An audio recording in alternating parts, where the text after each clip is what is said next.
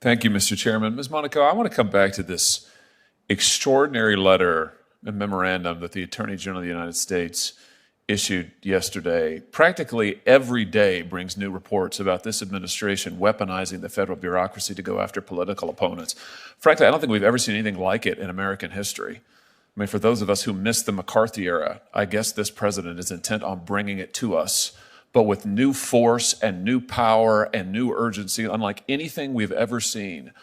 Are you aware of any time in American history when an attorney general has directed the FBI to begin to intervene in school board meetings, local school board meetings? I'm not aware, and I'm not aware that is not going on. Let me be very, Really, very this clear. isn't about local school board meetings? That's not the subject of the memorandum? I thought that was in the memorandum. The memorandum is quite clear. It's one page, and it asks the U.S. attorney community and the FBI special agents in charge to convene state and local law enforcement partners to ensure that there's an open line of communication to address threats, to address violence, and that's the appropriate role of the Department of Justice to make sure that we are addressing criminal conduct and violence. At local school board meetings, let me just ask you this. Is parents waiting sometimes for hours to speak at a local school board meeting to express concerns about critical race theory or the masking of their students, particularly young children? Is that in and of itself, is that harassment and intimidation? Is waiting to express one's view at a school board meeting harassment and intimidation? As the Attorney General's memorandum made quite clear, spirited debate is welcome, is a hallmark of this country. It's something we all should engage in. And no, I don't think so, Ms. Monaco. With all due respect, it didn't make it quite clear. It doesn't define those terms, nor does it define harassment or intimidation. It talks about violence. I think we can agree that violence shouldn't be condoned or looked aside from in any way, swept under the rug at all. But harassment and intimidation, what did those terms mean in the context of a local school board meeting? I mean, this seems to, in the First Amendment context, we talk about the chill to speech.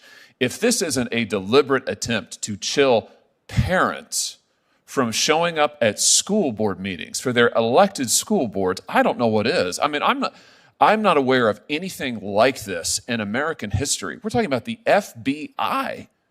You're using the FBI to intervene in school board meetings. That's extraordinary. Senator, I have to respectfully disagree. That is not what... Point me to an instance. The Attorney General's memorandum made quite clear that violence is not appropriate. Spirited public debate on a whole range of issues is absolutely what this country is all about.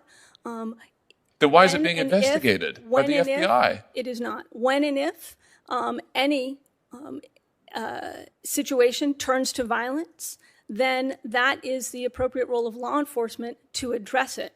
The memorandum covers more than violence. It talks about intimidation. It talks about harassment. So I'm asking you to draw some lines. We do this all the time in the First Amendment context.